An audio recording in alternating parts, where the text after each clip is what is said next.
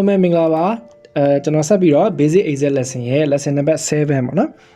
ကျွန်တော်ဆက်ပြီးပြောပြပါမယ်အဲ့တော့ရှေ့ lesson number 6မှာတော့ကျွန်တော်တို့ cell တွေ edit လုပ်တယ် replace လုပ်တယ်စသဖြင့်ပြောခဲ့ပြီပေါ့နော်အခုသင်ခန်းစာမှာတော့ကျွန်တော်တို့က cell တွေကိုဘယ်လိုမျိုး copy လုပ်မလဲ paste လုပ်မယ်စသဖြင့် repeat လုပ်မယ်ပေါ့နော်အဲ့ဒါမျိုးတွေပြီးတော့လို့ရှိရင်ကျွန်တော်တို့ cat လုပ်မယ်ပေါ့အဲ့တော့ cat copy paste ပေါ့နော်ပြီးတော့လို့ရှိရင်ကျွန်တော်တို့undo လုပ်မယ် redo လုပ်မယ် repeat လုပ်မယ်စသဖြင့်ပေါ့နော်ဒီဟာလေးကျွန်တော်ပြောပြချင်ပါတယ်အခုအရင်ဆုံးကျွန်တော်ပြောပြချင်တာက copy paste cat အဲ့တော့ကျွန်တော်အရင်စပြီးပြောပြပါမယ်အဲ့တော့ copy paste cat ကကျွန်တော်တို့ဒီ exam မှာမဟုတ်ဘူးပေါ့လေ computer မှာလည်းကျွန်တော်တို့အသုံးနေတဲ့ copy paste နဲ့တော့အတူတူပါပဲအားလုံးသိပြီးသားလည်းဖြစ်ကောင်းဖြစ်မှာပါcontrol C ဆိုလို့ရှိရင် copy control V ဆိုလို့ရှိရင် paste ပေါ့ okay မနော်control X နော် cross X ဆိုလို့ရှိရင်ကျွန်တော်တို့က cat လို့ကျွန်တော်တို့သုံးတယ်အဲ့တော့အဲ့လိုမျိုး shortcut တွေကိုသုံးလို့လည်းရတယ်လို့ exam မှာပါပြီးသားသူ့ရဲ့ ribbon button တွေနဲ့လည်းကျွန်တော်တို့အသုံးပြုလို့ရတယ် okay နော်အဲ့တော့ကျွန်တော်အရင်ဆုံးကြည့်အောင်ပါ okay ဒီမှာ January ဆိုတဲ့အကွက်ကိုကျွန်တော်တို့ကဒီ G3 လေးမှာ copy လုပ်ချင်တယ်ဆိုရင်အရင်ဆုံးကျွန်တော်တို့ဘာလုပ်မလဲဒီကျွန်တော်အခုကတော့ခလုတ်နေပဲအရင်ပြောပြလိုက်မှာเนาะအဲ့တော့ကျွန်တော်ဒီ bevel down လေးမှာ home ရဲ့ bevel down လေးမှာခလုတ်ကလေးတွေရှိတယ်ဒီမှာကတ်ကြီးပုံလေးတွေ့မယ်စာမျက်နှာလေးနှစ်ခုထပ်နေတာတွေ့မယ်ပြီးတော့ရင်အောက်က brush လေးပေါ့လေဒီ law ဆိုတော့ကျွန်တော်ဒီအပေါ်နှစ်ခုပဲပြောပြမယ်အဲ့တော့ဒီကတ်ကြီးနဲ့စာရွက်ပုံလေးနှစ်ခုထပ်နေတာဟာ control X နဲ့ control V C နဲ့အတူတူပါပဲဒါကတော့ cat ဖြတ်ပြီးတော့မှကူးတာဒါကတော့ထပ်ပြီးတော့ကူးတာနောက်ထပ်တစ်ခုထပ်ကူးတာပေါ့ copy ပေါ့เนาะအဲ့တော့အရင်ဆုံးကျွန်တော်တို့ဒီ January ဆိုတဲ့စာလေးကိုဒီစာရွက်လေးနှစ်ပုံပါတဲ့ခလုတ်ကလေးကိုနှိပ်ပြီးတော့ copy ကူးလိုက်ပါမယ်ဒါဆိုလို့ရှိရင်ဒီလိုမျိုးကျွန်တော်တို့ရောက်နေတဲ့ cell ကွက်ကလေးကဒီလိုမျိုးပြေးနေလိမ့်မယ်အရောင်လေးဟုတ်ပြီနော်ဒါကျွန်တော်တို့ copy မှတ်ထားတယ်လို့အဓိပ္ပာယ်သက်ရောက်ပါတယ်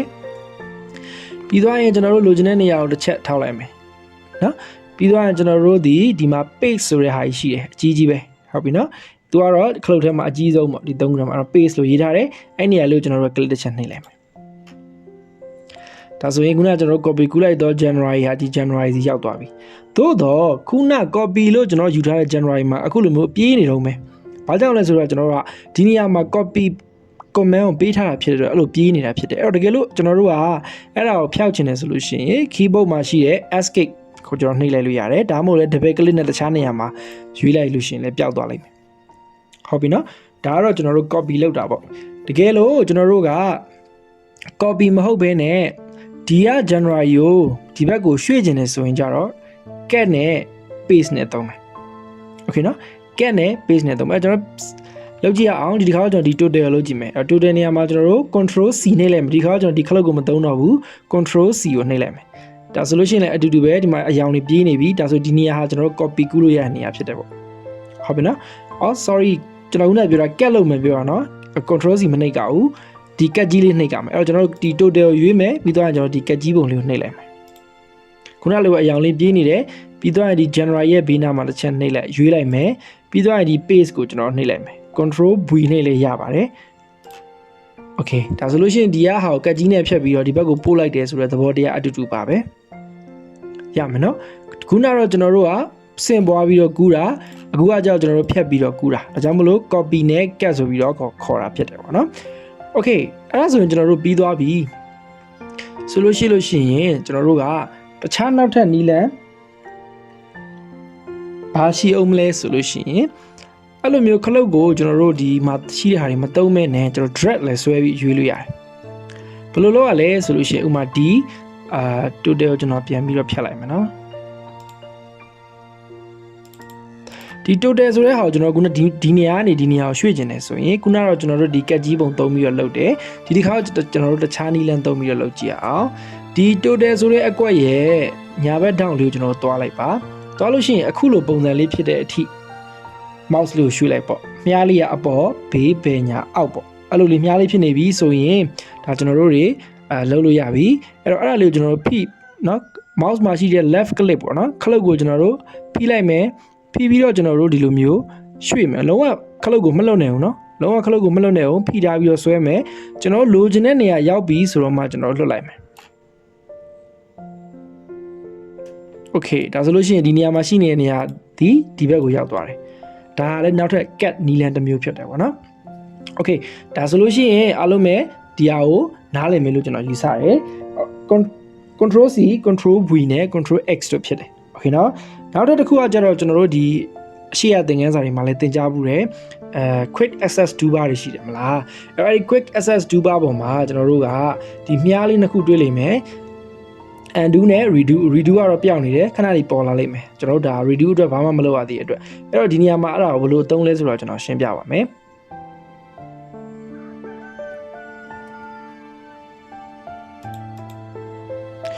အရင်ဆုံးကျွန်တော်တို့ဒီစလုံးလေးကိုကျွန်တော်တို့တစ်ချက်ထောက်မယ်နော် A1 ပြီးသွားလို့ရှိရင်သူ့ကိုကျွန်တော်တို့ကအောက်က underline ဆိုတဲ့နေရာလေးရှိတယ်ဒီမှာဒီနေရာလေးမှာအဲ့လေးကျွန်တော်နှိပ်လိုက်မယ် okay နော်ပြီးသွားလို့ရှိရင်ကျွန်တော်တို့ကမှားပြီးတော့ပဲဖြစ်ဖြစ်မေ့ပြီးတော့ပဲဖြစ်ဖြစ်မတော်တဆဒီ delete ဆိုတဲ့ခလုတ်ကိုနှိပ်မိတယ်ဆိုပါစို့ပျောက်သွားတယ်ဟာဒါဆိုလို့ရှိရင်ကျွန်တော်ဘယ်လိုပြန်ဖော်မလဲအရင်လွယ်ပါတယ်ခုနကကျွန်တော်ပြောခဲ့တဲ့ဒီမြားလေးကိုကျွန်တော်တစ်ချက်ပြန်နှိပ်လိုက်မယ်ဆိုရင်ခုနကကျွန်တော်တို့ရောက်နေတယ်ဘာဖြစ်လဲအခုရှိနေသောနေရာဟာသူ့အတူအလိုလျောက်ပြန်ပြီးတော့ပေါ်လာလိမ့်မယ်ဒါကျွန်တော်မှားပြီးနှိပ်မိတာတို့မတော်တဆခလုတ်မှားနှိပ်မိတာတို့ဆိုလို့ရှိရင်ပြန်ပြီးတော့redo လုပ်တယ်ပေါ့ဟုတ်ပြီနော်အဲ့တော့အဲ့ဒီ redo ရဲ့ဘေးနားမှာမြားလေးတွေရှိတယ်အဲ့ဒါတော့ကျွန်တော်ဘာတွေလုပ်ခဲ့လဲဆိုတော့သူကမှတ်ပေးထားတာပေါ့လေနော်အဲ့တော့ဒါကတော့ကျွန်တော်တို့တိတ်ပြီးမတုံးတော့ဘူးပေါ့ okay redo ကိုကျွန်တော်ပြောမှာတကယ်လို့ဟုတ်ပြီလုံးဝကျွန်တော်တို့ကဒါကိုမှားပြီးဖြတ်မိတာမဟုတ်ဘူးတယောက်ကလာပြီးမဟုတ်လေဒါဖြတ်ကိုဖြတ်ကမှာဆိုလို့ရှိရင်ကြတော့ခုနဖြတ်တဲ့မူလဖြတ်လိုက်တဲ့ position တယောက်ချင်နေဆိုရင်ဒီဘေးနားကကျွန်တော် redo ဆိုတဲ့မြားလေးပြန်နှိပ်လိုက်မယ်ဒါဆိုရင်တော့ခုနကျွန်တော်ဖြတ်တာမှန်တယ်ပေါ့ဒီနေရာကိုကျွန်တော်တို့ပြန်ပြီးတော့ဖြတ်မိတဲ့အတွက်ပြန်ရောက်သွားတာပေါ့โอเคမယ်နော်ဒါကတော့ကျွန်တော်တို့ undo ရဲ့ redo ရဲ့လုပ်တဲ့ပုံစံဖြစ်ပါတယ်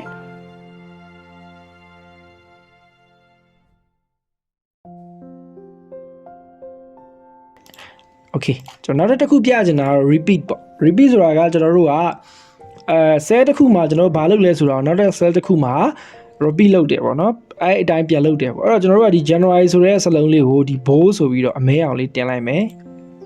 ပြီး February ကိုလည်းကျွန်တော်တို့က bold လုပ်ချင်တယ်ဆိုလို့ရှိရင်ကွန်ပျူတာမှာရှိတဲ့ F4 ခလုတ်ကိုနှိပ်မယ်နော်ကျွန်တော်တို့ဒီ keyboard မှာရှိတဲ့ဘာခလုတ်လဲဆိုတော့ F နဲ့ 4 နဲ့ခလုတ်ကိုနှိပ်မယ်ဆိုရင်ကျွန်တော်တို့ဒီမှာ bold ကိုနောက်ထပ်တစ်ခါနှိပ်စရာမလိုတော့ဘူး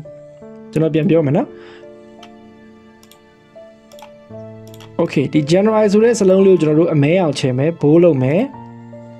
February ကိုလည်းကျွန်တော်တို့ bold လုပ်ချင်တယ်ဆိုရင်ဒီခလုတ်ကိုနောက်တစ်ခါသွားနှိပ်စရာမလိုဘူး keyboard မှာရှိတဲ့ F4 ဆိုတဲ့ခလုတ်ကိုနှိပ်လိုက်ခြင်းအပြင်ဒီအရှေ့မှာ bold လုပ်တဲ့အတွက်အနောက်မှာလည်းသူက bold လုပ်ပြီးတယ် match လာလည်းဒီလိုပဲ F4 ကိုနှိပ်လိုက်ရင် bold လုပ်ပြီးသားဖြစ်မယ် total ဒီလည်းဒီလိုပဲ F4 နှိပ်လိုက်လို့ရှိရင် bold လုပ်ပြီးသားဖြစ်သွားမယ်ဒါကတော့အရှိမဘာလုပ်ခဲ့ရဲဆိုတာကိုတူညီတဲ့ပုံစံနောက်ထပ်10အကွက်တွေမှာလိုက်လုပ်တယ်ဆိုလို့ရှိရင် F4 ကိုသုံးပြီးလုပ်လို့ရတယ်သူ့ရဲ့ကျွန်တော်တို့ shortcut key လည်းရှိပါတယ်အဲ့ဒါတော့ control နဲ့ကျွန်တော်တို့ Y နဲ့ပါနော် control Y ကိုနှိပ်ရင်လည်းဒီလိုမျိုး repeat လုပ်တာအတူတူပါပဲဟုတ်ပြီနော်ဒါဆိုလို့ရှိရင်အားလုံးရမယ်နော်အခုကျွန်တော်ရှင်းပြခဲ့တာဒီ repeat လုပ်တာပေါ့နော်ဒီမြားနှစ်ခုကတော့ကျွန်တော် undo နဲ့ redo အခုကျွန်တော်အရှိမတစ်ခုအယောင်ချယ်နောက်တစ်ခုလည်းထပ်ပြီးအယောင်ချယ်ခြင်းနဲ့ဒီပုံစံနဲ့တူအောင်လုပ်ချင်တယ်ဆိုရင် keyboard မှာရှိတဲ့ F4 ကိုနှိပ်နေမနှိပ် control 1ကိုနှိပ်ပေါ့ဒါကတော့ repeat လုပ်တယ်လို့ခေါ်တယ် okay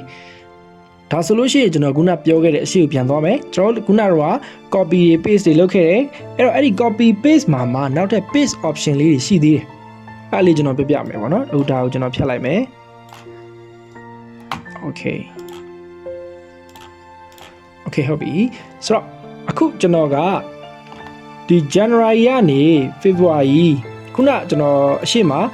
ဆဲတွေကိုဒီလိုမျိုး row alike column alike အားလုံးကို select လုပ်လို့ရဆိုတော့ပြောခဲ့ပြီပေါ့နော်အခုကျွန်တော်ကဒီ January ကိုဖိပြီးတော့ခလုတ်ကိုမလွတ်ဖဲနဲ့ match လာဒီဆွဲတယ်ပြီးသွားရင်မလွတ်သေးဘဲနဲ့အောက်ကိုဒီလိုမျိုးပြန်ဆွဲတယ်ဆိုရင်ဒီကနေဒီထိကျွန်တော်တို့ select မှတ်ပြီးသားဖြစ်သွားမယ်ဟုတ်မယ်နော်ခလုတ်ကိုမလွတ်ဖဲနဲ့ဆွဲတယ်ဆိုလို့ရှိရင် select လုပ်ပြီးသားဖြစ်မယ်ဥပမာဒီနေရာကိုပြန်ပြီးတော့ထောက်မယ်ခလုတ်ကိုလုံးဝမလွတ်လိုက်နဲ့ဒီထိဆွဲ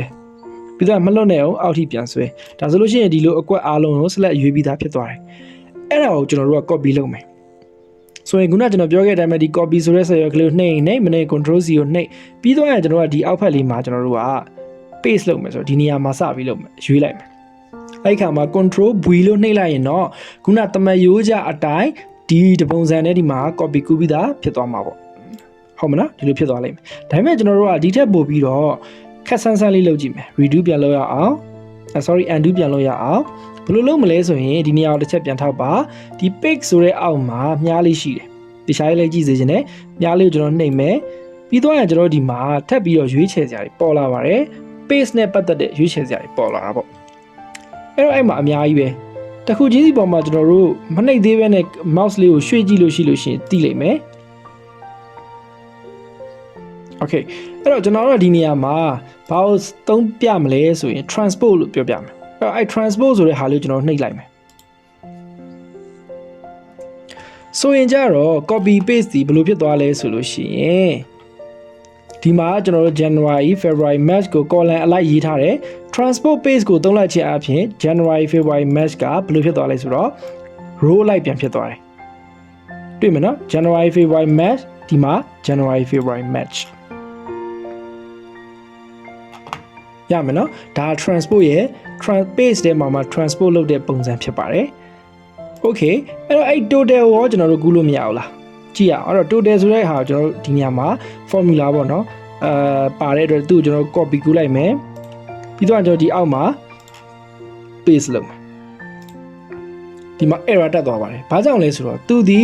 formula သုံးထားတဲ့အတွက်ဖြစ်တယ် equal sum ဆိုတဲ့ formula သုံးထားတာဖြစ်တဲ့အတွက်ဒီဟာကိုကျွန်တော်ဒီမှာလာပြီးတော့ copy ကူးလို့တခါတည်း copy ကူးလို့မရဘူး copy ကူးလို့မရတော့မဟုတ်ဘူးကျွန်တော်တို့အရင်တော့အဲ့လိုမျိုး copy paste လုပ်လို့မရဘူးလို့ပြောချင်တာအဲ့တော့ဘယ်လိုမျိုး copy လုပ် paste လုပ်မလဲအဲ့တော့ paste ကိုမှနောက်ထပ်ထူးခြားတဲ့ paste တစ်ခုကျွန်တော်တို့ထပ်သုံးရမယ်အခုနောက်တိုင်းမှာကျွန်တော် copy လုပ်မယ်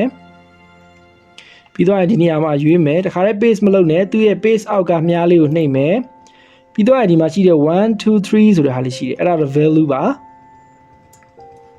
အဲ့လေးကျွန်တော်နှိပ်လိုက်မယ်ဆိုရင်ကူးလို့ရသွားပါပြီသူ့မှာ formula မရှိတော့ပါဘူးခုနကတော့ဒီပေါ်မှာ sum ဆိုတဲ့ formula ရှိတော့ညာလေဒီမှာကျွန်တော်တို့ value သူ့ရဲ့တန်ဖိုးပဲယူလိုက်တာဖြစ်တဲ့အတွက်ဘာမှမရှိတော့ဘူးလေဆိုရင်ကျွန်တော်တို့ formula မပါတော့ဘဲနဲ့ဒီဟာကိုကျွန်တော်တို့ copy ကူးလို့ရသွားပြီပေါ့သဘောပေါက်မယ်နော်ဒါကကျွန်တော် paste option တွေကျွန်တော်ပြပြနေရနော်ဒီအောက်မှာရှိတဲ့အသုံးဝင်တဲ့ paste option တွေပြပြနေတာဖြစ်တယ်အဲ့တော့နောက်တစ်ခုကကြောက်ဒီ total ကိုလည်းကျွန်တော်တို့ကူးမယ်ခုနတိုင်းမှာကျွန်တော်တို့ copy လုပ်မယ်ပြီးတော့လို့ရှိရင်ကျွန်တော်ဒီမှာတစ်ချက်နှိပ်မယ်ပြီးတော့ကျွန်တော် paste လုပ်မယ်နော်ဆိုလို့ရှိရင်ဒီမှာတစ်ခါတည်းကျွန်တော်တို့ကပါလာပြီပေါ့ဒါတော့တမန်ရိုးကြကျွန်တော်တို့ဘာလုပ်တာလဲ copy နဲ့ paste ကိုသုံးသွားတာ formula ပါတဲ့ဟာကျွန်တော်အဲ့လိုသုံးလို့မရဘဲနဲ့ခုနကကျွန်တော်တို့ပြောရဲဒီ paste အောက်ကဘာတွေပါနေပြီလဲသူရဲ့ value ဆိုရင် value ကိုပဲကျွန်တော်တို့ကူးလို့ရမယ် okay เนาะဒါဆိုလို့ရှိရင်အခုကျွန်တော်ရှင်းပြသွားတဲ့ copy paste get ရိုးရိုးเนาะ control C control V control X ဒါရိုးရိုးသုံးတာဖြစ်တယ်ပြီးတော့လို့ရှိရင်ကျွန်တော်တို့ redo လုပ်တယ် undo လုပ်တယ်မှားရင်ပြင်မယ်မှန်တယ်ဆိုရင်ကျွန်တော် redo ပြန်လုပ်မယ်ပြီးတော့လို့ရှိရင်paste ရဲ့ more option တွေပေါ့เนาะ formula တွေဘယ်လိုကူးမလဲပြီးတော့လို့ရှိရင် transport เนาะကျွန်တော်အခုပြောသွား transport column အလိုက်ရေးထားတဲ့ဟာတွေကို row အလိုက်ပြန်ပြီးတော့ကျွန်တော်တို့ဘယ်လိုလုပ်လဲဆိုတော့အားလုံးပဲနားလည်ပြီလို့ကျွန်တော်ယူဆပါတယ်ကြည့်ုံနဲ့မဟုတ်ဘဲနဲ့ကိုယ်တိုင်လေးလက်တွေ့လုပ်ကြည့်ပါဒါဆိုလို့ရှိရင်ပို့ပြီးတော့နားလည်ပါလိမ့်မယ်တကယ်လို့သိချင်တာရှိလို့ရှိရင်လည်းကျွန်တော်စီကို Viber တော့လည်းကောင်း Messenger တော့လည်းကောင်းလာပြီးမေးလို့ရပါတယ် Okay ဒါဆိုလို့ရှိရင်အားလုံးကျေးဇူးအများကြီးတင်ပါတယ်နောက်ထပ် lesson 8မှာပြန်ပြီးတော့ကျွန်တော်တို့ပြန်ဆုံပါမယ်ကျေးဇူးတင်ပါတယ်ခင်ဗျာ